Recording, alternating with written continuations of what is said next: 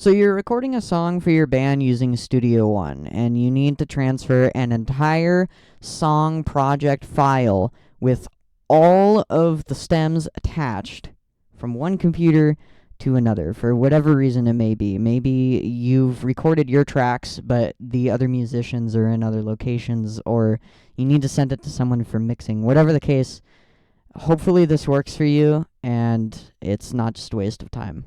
So first of all, there is a setting in Studio One that we need to make sure is checked.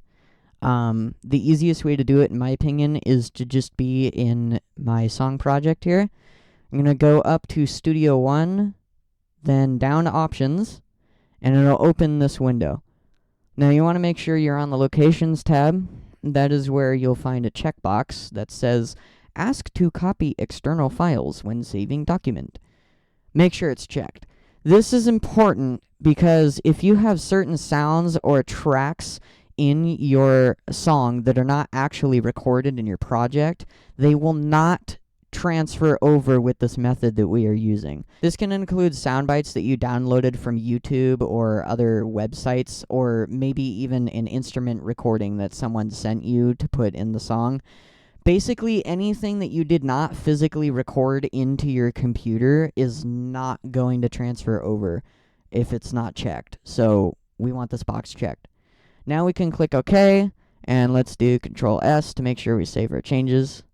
Now that that is taken care of, we can confidently start our steps. So you can do this first part any way you really like. There's multiple ways to do it, but my personal favorite way to do it is to be in our song project here. And from here, you want to go to the top right corner and click on this little house-shaped icon for the home page, and that'll bring you to this area. Hopefully you've named your project correctly and know which one it is. You're going to right-click on it, click Show and Explore, and this will open our File Explorer. The very next thing you're going to want to do is look up here. You should have the name of the song all the way on the right, and then one count to the left it should say Songs. Click Songs, and the folder that's highlighted should be the correct one.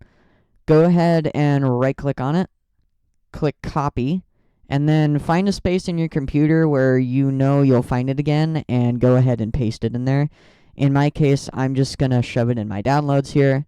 Okay, so we're going to be using Gmail to send this. You can use whatever you want, really, that works, like a file transfer website such as Wormhole maybe, but typically you might run into file size or download speed problems, so I suggest just using Gmail.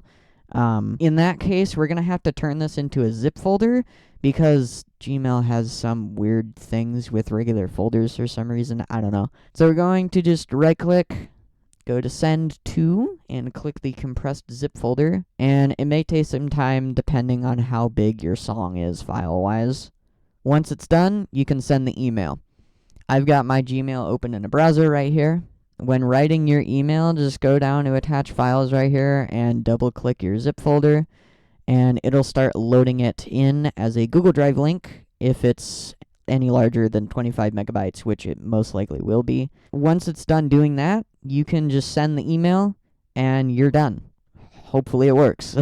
I would suggest leaving your email open for like at least a minute after sending the email, because I have had experiences where I have sent an email with a large file and then just immediately closed my browser, and the email got stuck in space somewhere and just disappeared off the face of the planet. So, and I had to redo the entire email again and wait for the Google Drive link to load, and it was very frustrating. So don't accidentally do that. Just make sure you leave it open for a little while before you close the tab after sending an email. Anyways, hopefully it works for you. Thanks for watching, and yeah.